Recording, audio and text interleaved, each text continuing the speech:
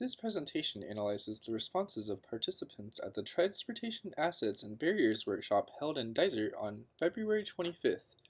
The information in the following slides aims to inform the Dysart Visioning Committee and design team during the design process. Different transportation users typically have different needs and priorities. Older adults want access to local services. Active recreationists want to be challenged while engaging in physical activity. Parents are concerned for the safety of their children. Mobility challenged individuals want smooth surfaces and safe traffic crossings. Youth want complete sidewalks and safe traffic crossings. We conducted focus groups with people from each of these demographic groups to obtain a complete picture of the transportation system in Dysart.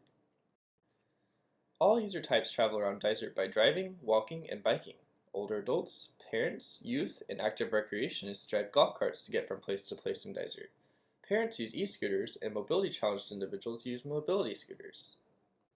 Main Street in downtown Dysart is popular among older adults, mobility-challenged individuals, parents, and youth.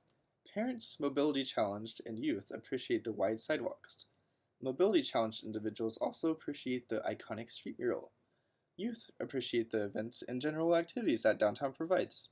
Parents would like to see updates to the Pocket Park. Dysart residents enjoy using the C.R. Roberts or Old Creamery Trail because of its connection to nature and as a location for exercise. Older adults and mobility challenged appreciate the benches to rest on, while older adults, parents, and youth enjoy the shade the trees offer. Dysart Park is popular to all user groups. The park features a variety of recreational amenities including a baseball diamond, basketball court, and playground. Residents spoke positively of the path through the park shelter, and the mature trees. Youth and parents want more accessibility to the park. Additional sidewalks around the park and more parking were suggested. During the focus groups, participants also identified undesirable features in town. The lack of quality sidewalks in town makes it difficult for pedestrians to safely access important amenities, such as the school or park. Many choose to walk in the street because of these uneven and broken sidewalks. Residents also noted multiple issues with the C.R. Roberts Trail, such as its limited length, a lack of trees, and poor snow clearing during winter.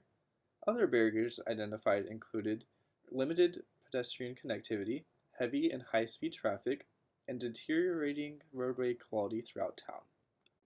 Finally, focus group participants had the opportunity to tell us what changes they wanted in Dysart. Increasing trail connections to destinations in town, like the Arboretum, Nature Preserve, and schools, was requested by all user groups. Most user groups saw additional pedestrian safety features, such as updating, repairing, and extending sidewalks, children at play signs, and a designated bike lane on Sherman Street. Other desired improvements included improving the town's streets and updating the trail by paving it to Garrison, adding more restrooms and benches, and constructing a safe crossing near the co-op. If you have any questions about this presentation or the community visioning process, contact the members of your local visioning committee or check us out on Instagram, Facebook, or Twitter. A complete set of assessment presentation boards can be found on the Dysart webpage at www.communityvisioning.org/Dysart.